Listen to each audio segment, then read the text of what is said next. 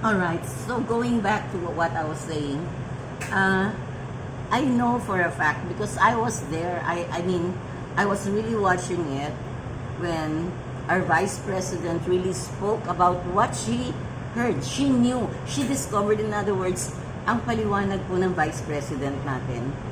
Nalaman niya that yung life niya is being threatened because there's a plan to, you know, get rid of her.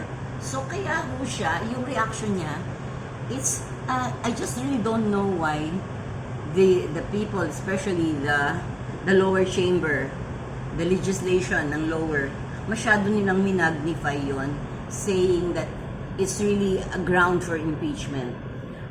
I believe it's something like she was defending herself because she heard something. Kaya ang sabi naman po niya, just in case na totoong siya may pumatay sa kanya, yung sinasabi niyang gagawa nun, parang, you know, of course to get even siguro kung talagang pinatay. There's the word, kung siya, if anything happens to her, that's what she said. Hindi po siya yung from out of the blue, nagpa-press conference, and the press conference, and she would, you know, in the press conference, I will announce now that I want to assassinate the president, the first lady, the House, Speaker of the House. No, she was only reacting. And I believe that our people in the lower chamber were also overreacting by making it appear now that it's her fault. Ang tingin ko naman po, even the lawyers would, you know, sometimes I feel that talagang everything is rehearsed, everything is, you know, well planned, orchestrated, and I should know because I'm also being invited in mga press conferences po, and in that press conference, I know it's so one-sided.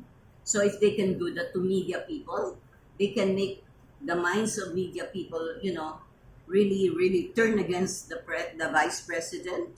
Then we should really understand that this country, if people will not react, I'm not inciting anything from the viewers, so, but I just really feel that it's about time.